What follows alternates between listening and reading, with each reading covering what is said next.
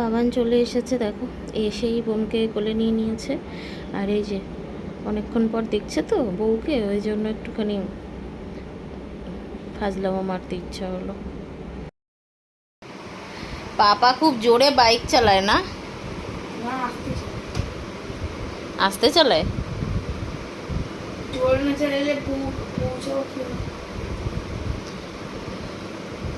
আগে টাওয়ালটা পরে বাথরুমে ঢোক। স্নান করেছিলিস? মুখ চুকের কি অবস্থা?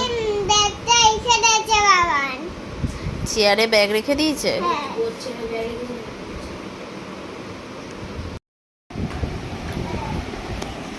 এই যে আমাদের লাঞ্চ, ইলিশ, আর এটা হচ্ছে আমার ডাল, এখানে আছে পনিরের সবজি, ভাত, আর একটুখানি আলু উচ্ছে ভাজা নিয়েছি। এটা আমার মানে খাওয়ার নয়, তাও নিয়েছি। আর ওই যে রাজীবের থালা, সরো মামাম সরো। এই আজকে তিনজনে একসাথে আমরা খেতে বসবো।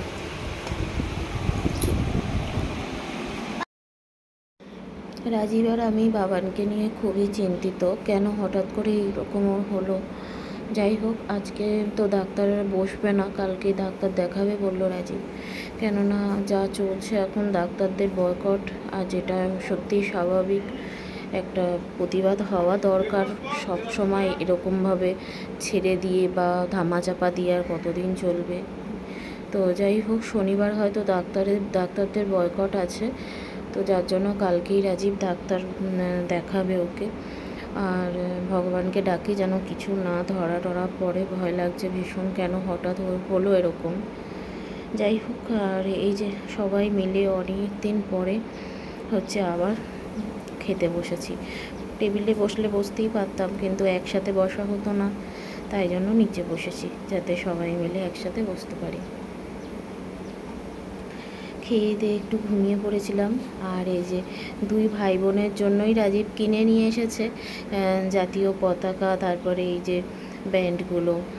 তো বাবান আর কি লজ্জা পেলো, পড়তে চাইলো না। আসলে ও তো একটু বড় হচ্ছে, ওর আর এইগুলো ভালো লাগে না।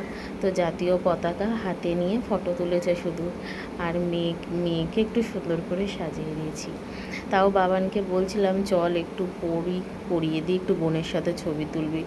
ও করবে না, বলছে না আমি করব না। ও নিজের টিভি নিয়ে একটু বসে রয়েছে। আর ছেলেটা জানো তো একদম শান্ত হয়ে গেছে। আগে যেরকম এত দুরন্ত ছিল, এখন আর সেই নেই। এখন একদম চুপচাপ, সব সময় চুপচাপ নিজের মতো থাকে। যাই হোক, এটা হওয়ারই ছিল। রাজীব নিচের থেকে ফোন করলো যে একটু বাবানকে পাঠিয়ে দাও, ও কটা জিনিস এনেছে। তো ওই জন্য বাবানকে বললাম তাহলে যা, বোনকে নিয়েই যা, গিয়ে নিয়ে আয়। দেখি চলো কী কী পাঠালো।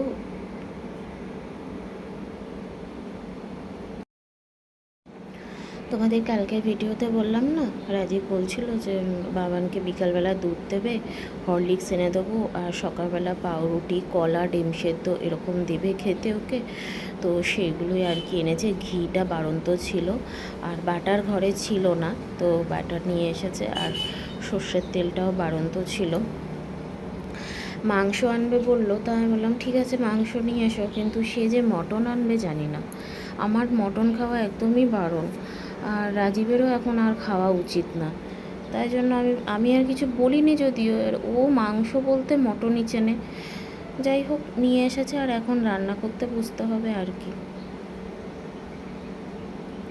তোমরা দেখতে পাচ্ছ কি না জানি না, আমি তো অনেক দূর থেকে ভিডিওটা করছি, তাও জুম করে দেখানোর চেষ্টা করছি। এ দেখো, 15ই আগস্ট উপলক্ষে প্রোগ্রাম হচ্ছে। তা আমাদের রান্নাঘরের জানলা দিয়ে বলো, ঘরের জানলা দিয়ে বলো, খুব ভালোভাবে দেখা যায়। তো এই রান্না করছি আর একটু একটু করে দেখছি। প্রথমেই রাজীবকে বললাম যে রান্নাটা তুমি একটু করো, আমি কেটে কুটে দিচ্ছি। না করবো না, যেই আমি করতে এসেছি তখন আমাকে সরিয়ে দিয়ে নিজে বসে গেল রান্না করতে। চলো আজকের ভিডিওটা এখানেই শেষ করছি। সবাই ভালো থেকো, সুস্থ থেকো, সাবধানে থেকো। Good night, tata.